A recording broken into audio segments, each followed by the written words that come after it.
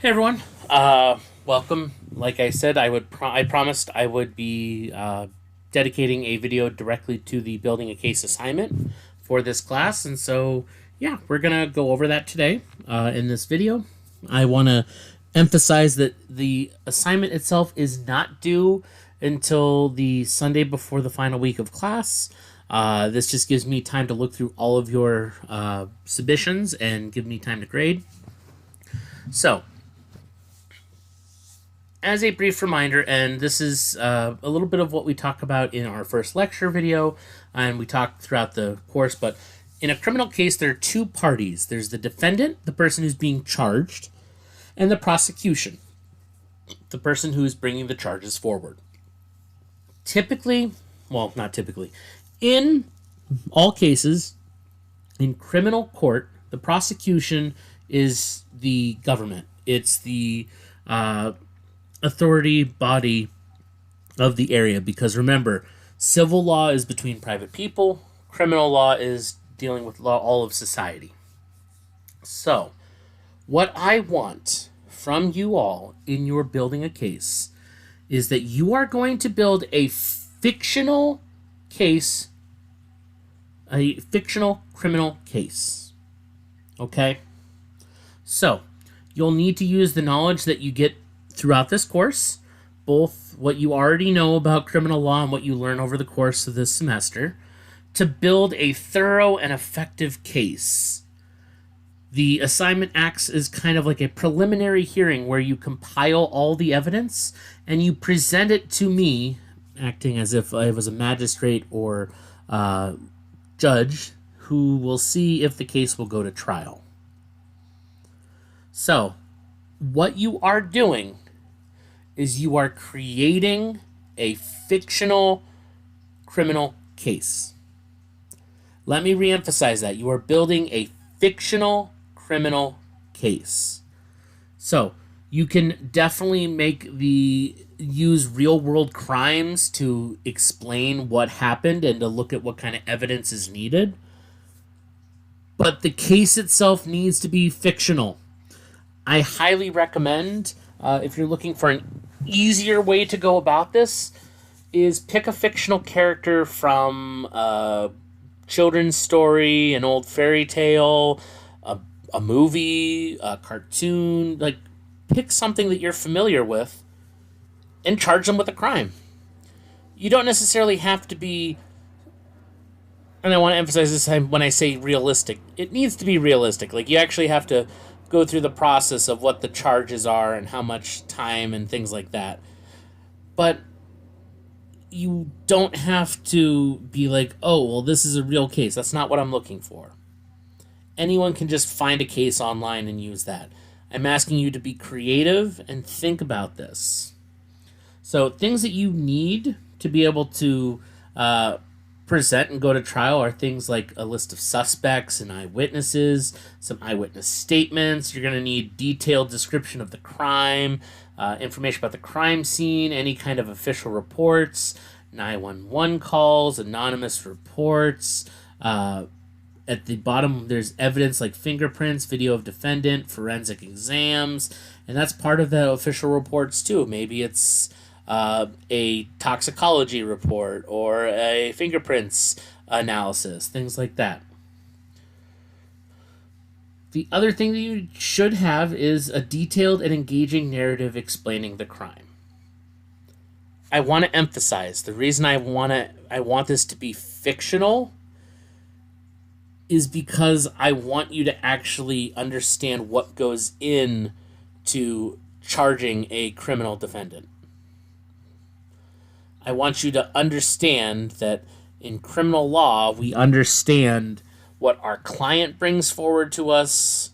And if you're working for like the district attorney's office, you need to know, what kind of information and evidence are police going to bring to you, and things like that, where you're going to have to build that case document and present it to a judge in hopes of getting it actually to go to court, to go to trial.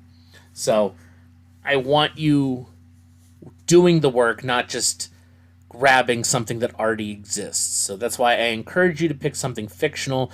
The other reason I suggest fiction, only other reason, is because it avoids any messy issues of personal identity. So you want to charge the big bad wolf with homicide because he ate the grandma. Perfect. Go for it. Build that case.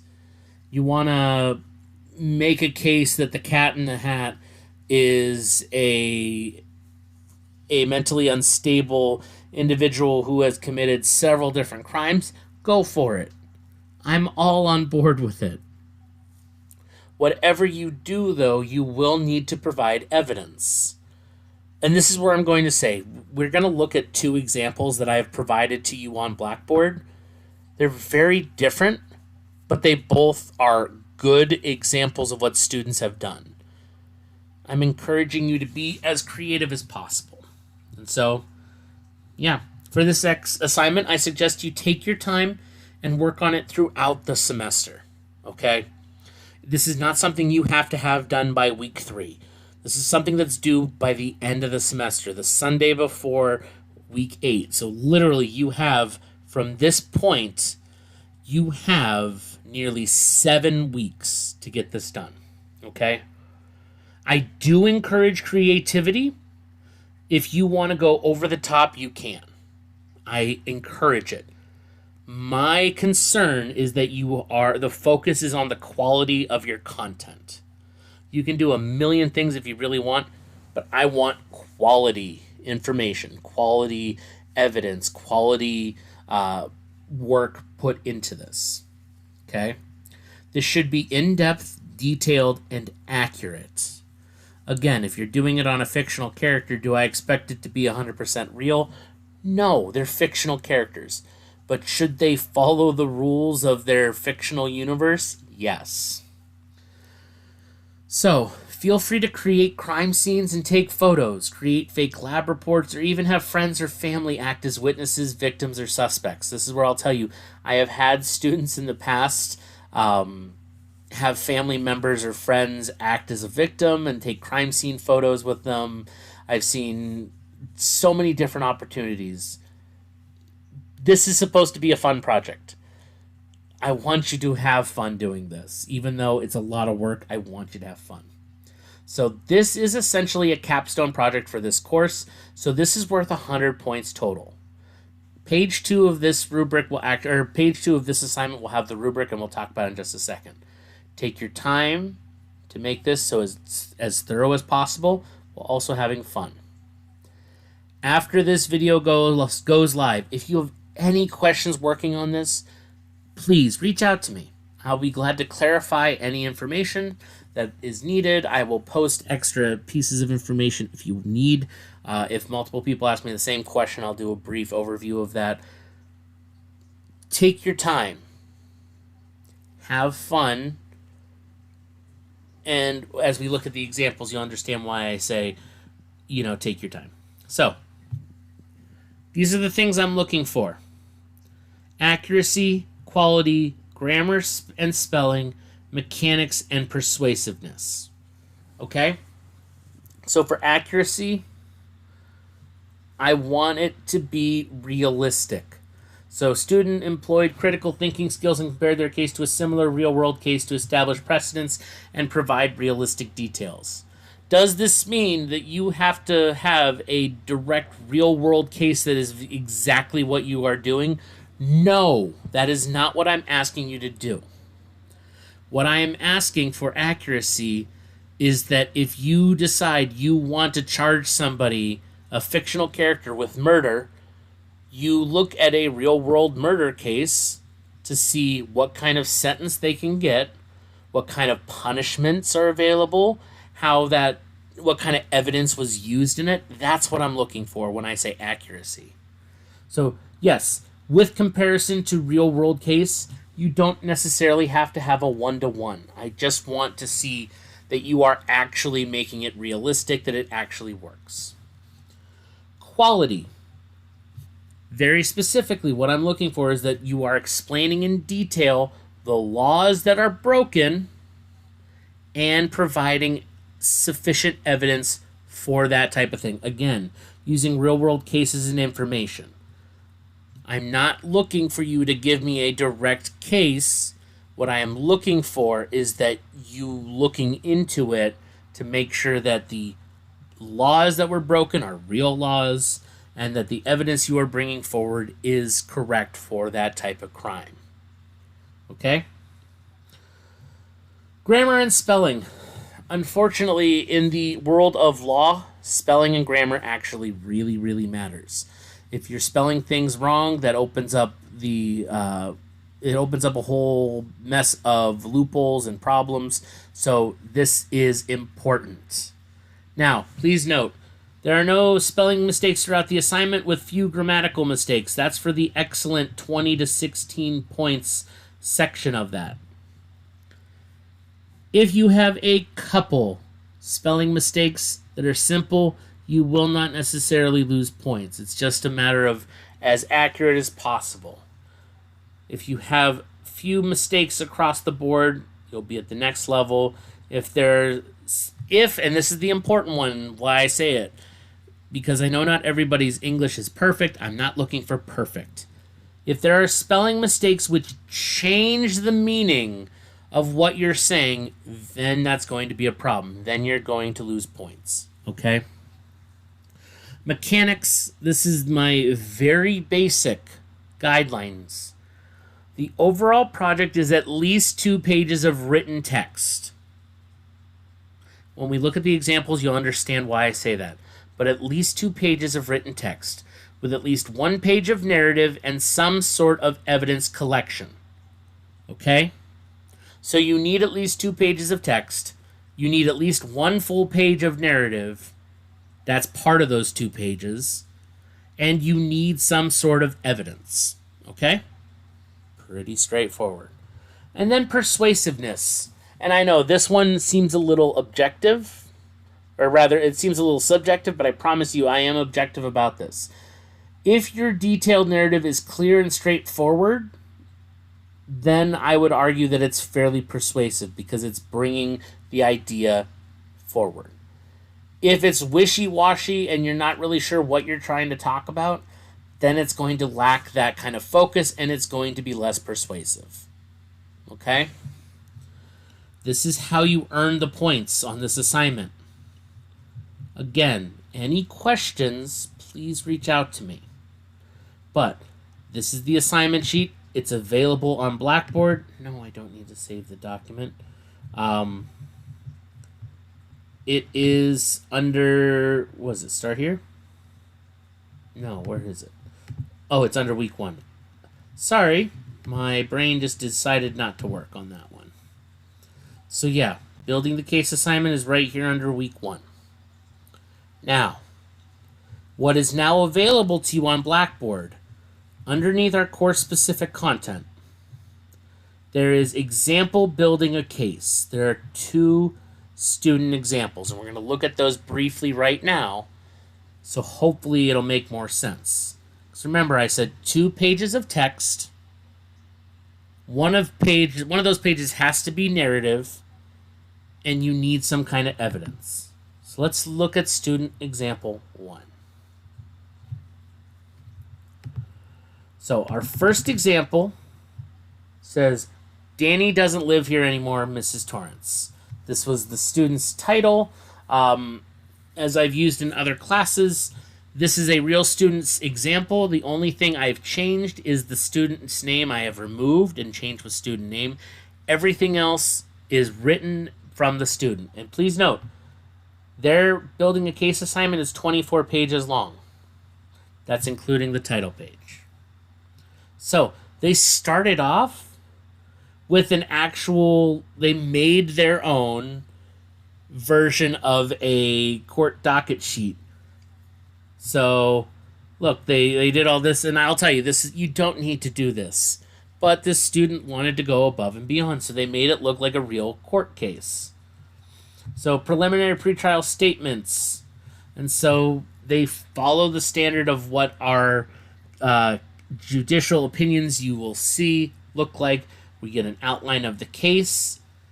And look at this. Really, On June 8th, 2023, the victim, Daniel J. Torrance, was killed due to brain hypoxia resulting from what was later determined to be a fatal overdose of fentanyl through oral administration via prophy paste prepared by Nancy A. Thompson. The defendant, Ms. Thompson, believed she was preparing the paste to be administered to Mr. Philip Swan, a former romantic acquaintance who had broken off the relationship for another woman.